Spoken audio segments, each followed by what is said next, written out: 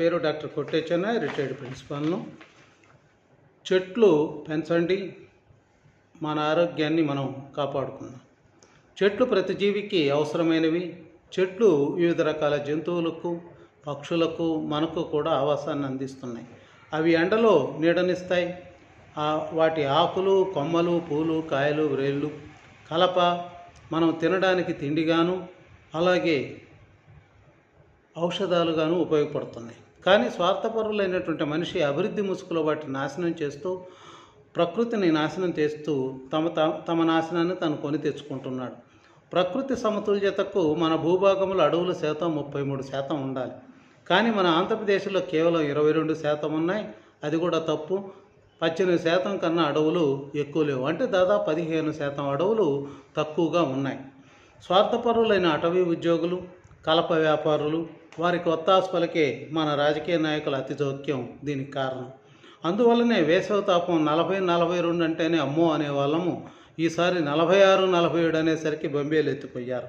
అలాగే ఢిల్లీలో 53 అట, నాగపూర్లో 56 అట అనేటువంటి వార్తలు వచ్చాయి. కానీ అవి నిజం కాదు, పరికరాల లోపం వల్ల అంత చూపించాయి. అక్కడ 46-47 డిగ్రీలు ఉన్నాయని అధికారులు మళ్ళీ చెప్పారు. మొత్తం మీద ఎండ తీవ్రత ఎక్కువగా ఉంది. దానివల్ల వర్షాలు పడట్లేదు. దానివలన భూగర్భ జలాలు లోపలికి వెళ్ళిపోతున్నాయి. నదుల పక్కన ఉన్న పల్లెలు, పట్టణాలు, నగరాలు కూడా నీటి కొరతతో తీవ్ర ఇబ్బంది పడుతూ ఉన్నాయి.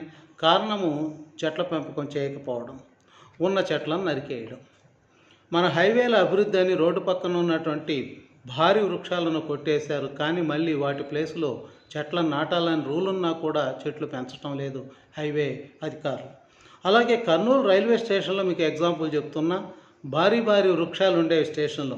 అభివృద్ధి అని చెప్పి కోట్లు ఖర్చు పెట్టి బిల్డింగులు కట్టారు, దాన్ని ఒక ఎడారిగా మార్చారు, చెట్లు నరికేశారు. కానీ కనీసం కొన్ని చెట్లనైనా వాళ్ళు పెంచడం లేదు. మరి ఈ విధంగా చెట్లన్నీ పోతే ఎండ తీవ్రత పెరక్కేమవుతుంది? ఈ విషయంలో తెలంగాణలో మొన్నటి ప్రభుత్వం పాలకులు చాలా శ్రద్ధగా చెట్లు పెంచారు. అందుకనే అక్కడ వర్షాలు కూడా బాగుపడుతున్నాయి. మన కొత్త పాలకులు కూడా చెట్ల పెంపకంలో దృష్టి పెట్టి ఊరక మొక్కలు నాటడం కాక అవి చెట్లు అయ్యే వరకు వాటిని కాపాడవలసిన బాధ్యత కూడా ఉంది. దానికి వ్యక్తుల యొక్క, స్వచ్ఛంద సేవా సంస్థల యొక్క సహాయాన్ని తీసుకొని చెట్ల పెంపకాన్ని విరివిగా కొనసాగించాలి.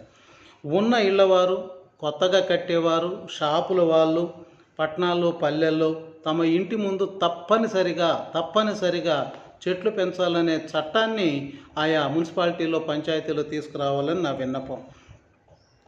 ఈ విషయాన్ని, చెట్ల పెంపకం వల్ల లాభాలు లేకపోతే నష్టాలనే విషయాన్ని అన్ని మీడియాల ద్వారా ప్రభుత్వ పరంగా స్వచ్ఛంద సంస్థలు భారీగా ప్రచారం చేయాలి, అవగాహన కల్పించాలి.